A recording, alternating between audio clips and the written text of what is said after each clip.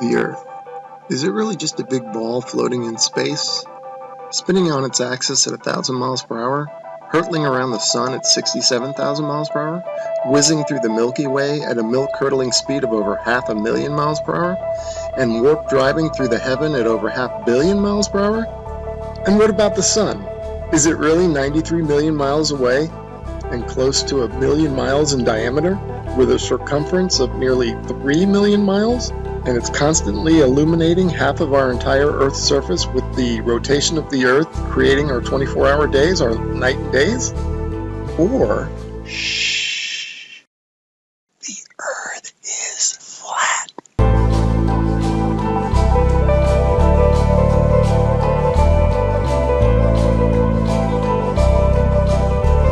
And maybe it's completely still, just like we experience.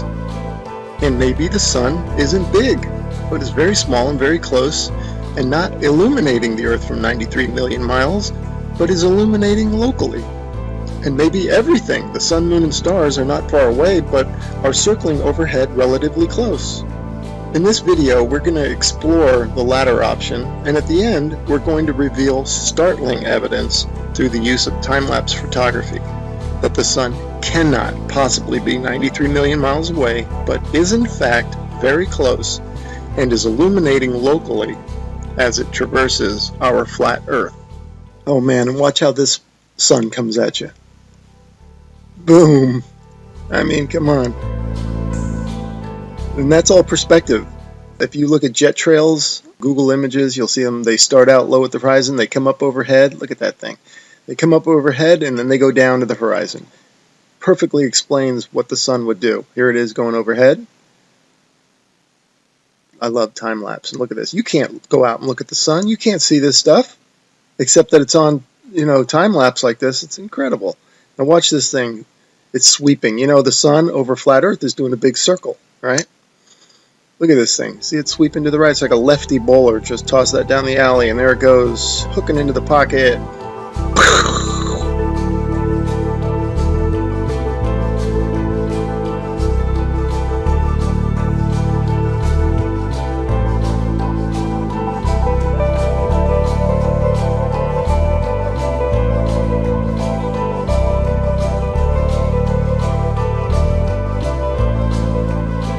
See how the clouds angle down to the horizon. And shot it there. That's exactly how the sun would do on flat Earth. Okay, back to the Copernican principle, and this is what they tell us. The sun is 93 million miles away. Now, I'm going to show you evidence through sunsets that shows the sun light following the sun over the horizon, and it shrinks as it goes over. Now there's no way it would do that if the sun is 93 million miles away. Okay, first I'm going to show you some footage from the ISS.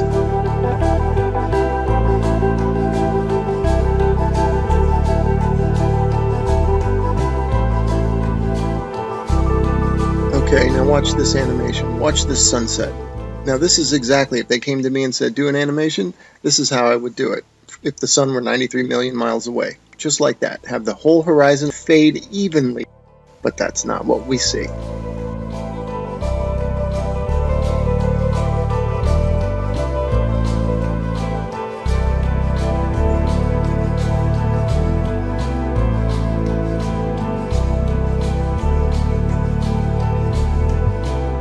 Okay, wow, look at that. Look how the light lifts off the ground like a big wedge, or like lifting up a sheet of paper. That's incredible footage. Definitely the light's following the sun, right? Okay, next I'm going to show you how a sun that is circling over the Earth, that creates the horizontal aspect of the sun. If you combine that with perspective, which creates the up and down of the sun, the rising and the setting, you get the 23.5 degree tilt that they talk about. It's nothing but perspective and the circling sun.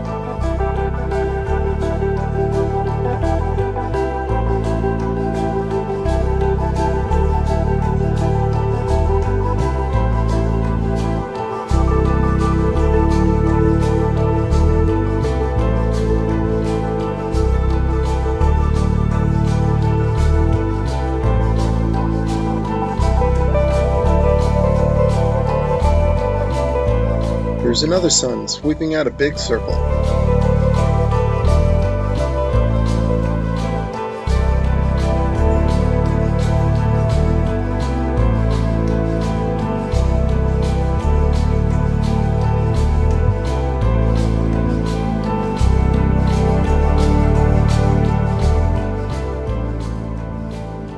Okay, here's a phenomenon that you might be wondering, how in the heck do you explain this on a flat Earth? Well, this footage is taken from Alaska during the summer, and the sun does look like it's going up and down. The reason it's doing that is that this town in Alaska is not in the center of the sun's circular circuit. In other words, the sun is making a big circle, and the town is not in the center of that circle. So the sun will be closer and further from the viewer with the camera. That will cause it to go higher and lower, and also maybe even bigger and smaller.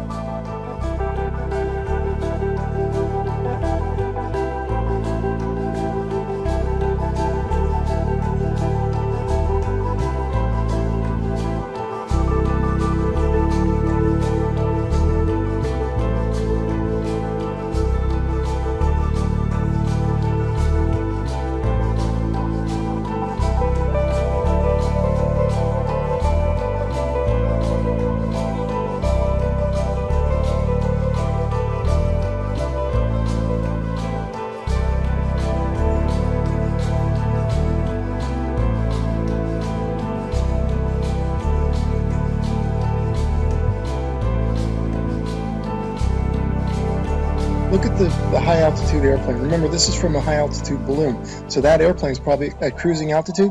Notice how it looks like it's going up from the horizon. That's exactly how the sun will rise, because that plane is staying parallel to the ground. And now watch, it'll go down to the other horizon. All right, again, perspective, that's how the sun will set. And forget the big ball, that's just due to a GoPro camera. But see how the sun, that's the point of this. And then also, look at the size of the sun, man. Look at that thing. I mean, there is something to it to say that we're higher up our view and the sun looks bigger, and it looks like it's not as high in the sky as it does when we're on the ground. Something to that.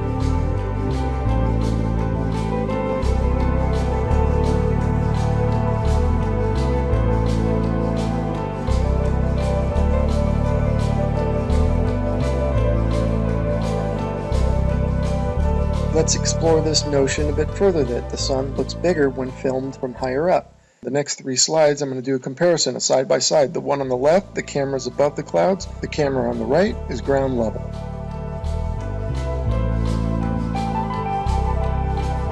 And the point for the side by side comparison from the ground level and the level above the clouds is that above the clouds we're only maybe a mile or so up, and if the sun appears to be closer to the camera, well, that means it's probably much closer, because if the sun were 93 million miles away, a mile closer wouldn't make any difference at all to its visual appearance.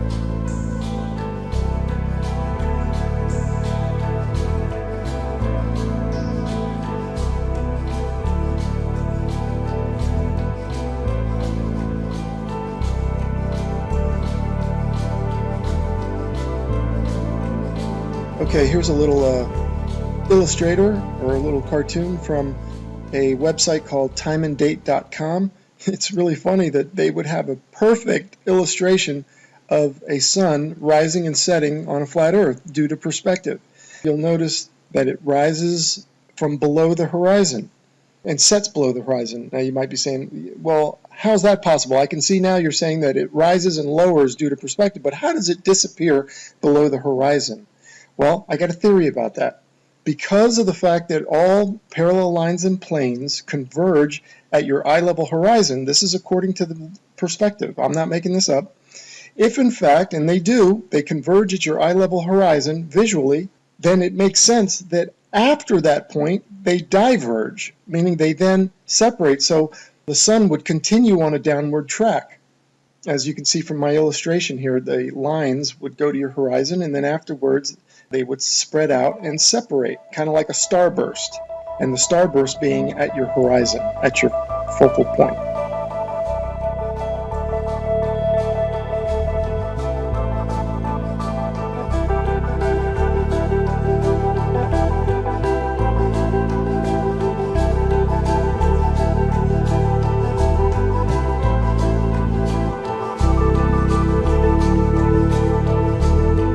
Anyway, without further ado, we're going to start talking about, and I'm going to start showing you the time lapse of the sunsets that I'm talking about that clearly show the sun is close and illuminating locally. Here we go. All right, and here are a couple of time-lapse sunsets, and just like the sunrises at the beginning of this video where you could see the sun coming at you, not maintaining any 93 million mile distance, here you can also see the sun moving away, and it's clearly not due to the rotation of the Earth and a sun that's maintaining 93 million miles away, but the sun is moving over the Earth and moving away from you.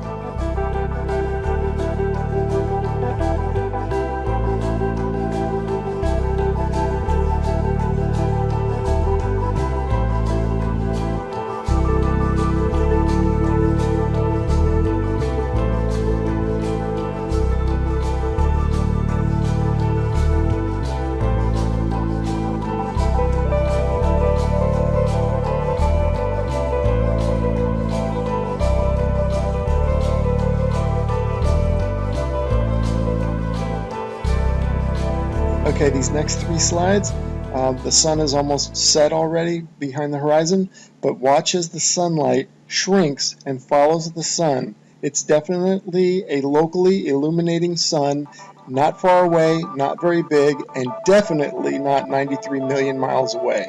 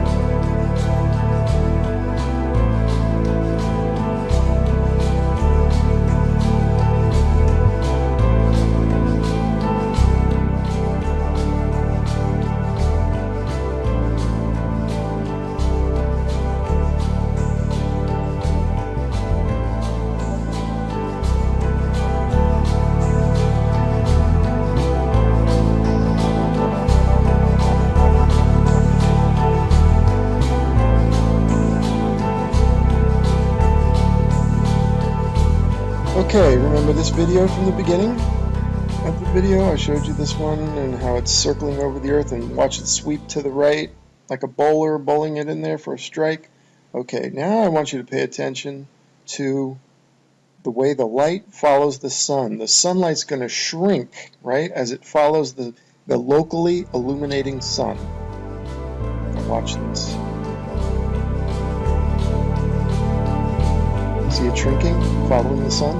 You do not get that if the sun is 93 million miles away. The entire horizon should fade evenly, just like this supposed shot taken from space of the Earth. You can clearly see the way they depict it. They depict the demarcation between day and night, or light and dark, as a long straight line.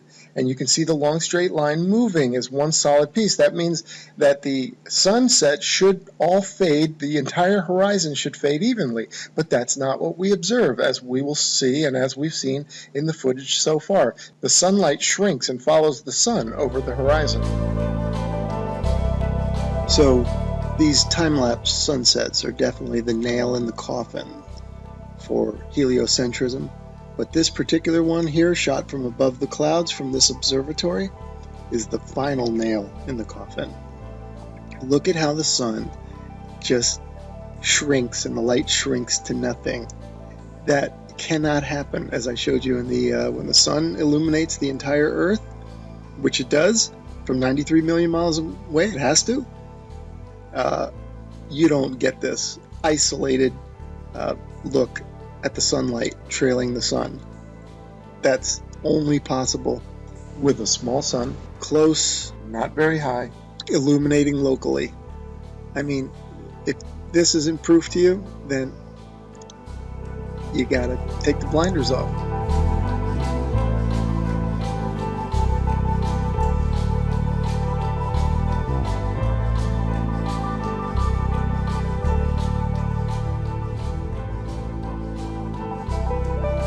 Okay, and finally I want to show you some examples of local illumination, or a city in the background.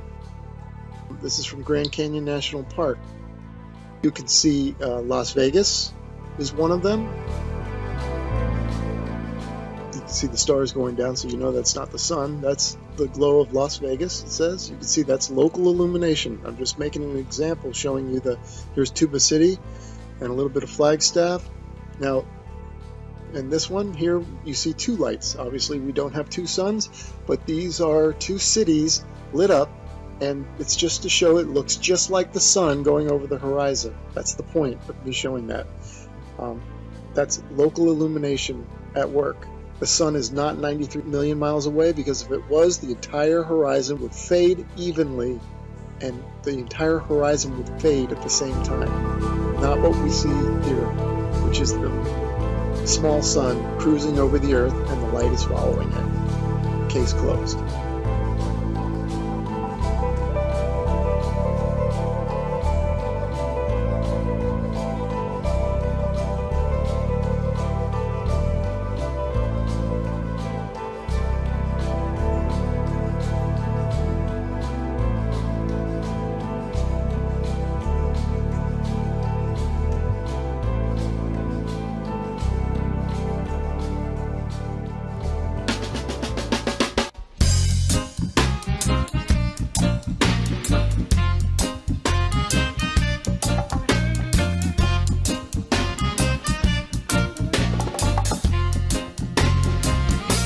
The earth is flat.